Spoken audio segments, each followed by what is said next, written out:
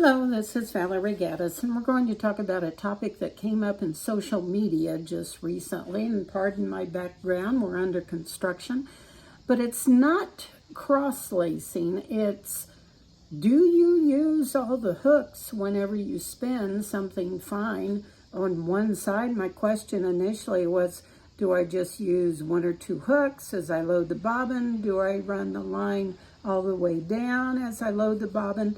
What do I do? Do I use everything available? A topic that came up was that on some wheels, the hooks are opposite one another. Some of them may not be. That's okay, whether it's antique, whether it's modern. And then you can see here, I've only loaded one direction so far. I've not come back this direction.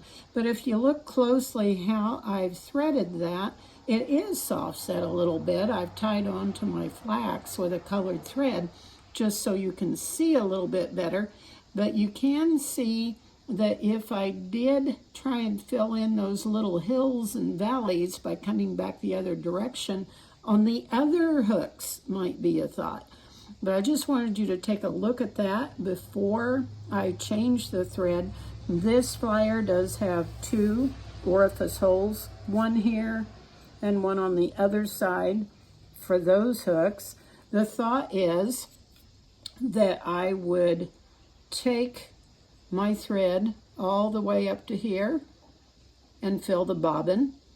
After I'm up to here, I would switch it in the orifice, go on this side, and then come back, and that would fill all the little valleys.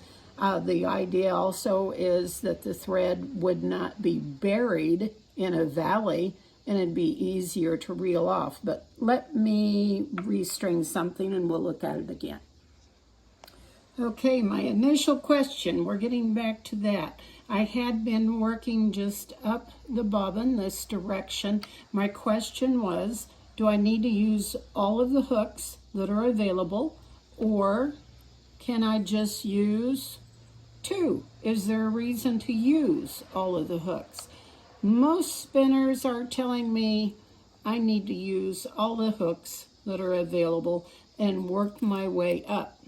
Whenever I get up to the top of the bobbin, up to here, then what I can do is take this off, rethread it through the other orifice hole, and switch it over to the other side, keep spinning the way I have been, and then that should fill the valleys as I go along.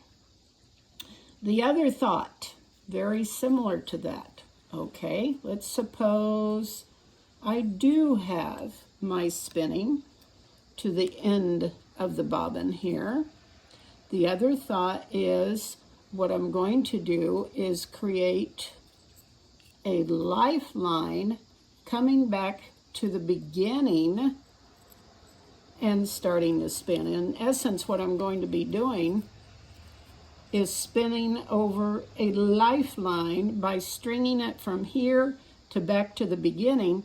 There's a lifeline here that if I lose that or break it, I'm going to be able to find it much easier whenever I reel off, if that gives you an idea. So I'm going up to the top, then I'm coming back down to the bottom and starting over again, working my way up with this lifeline that's strung in between. Does that make sense? Hope so. New techniques I never knew. Hope this helps. Happy spinning.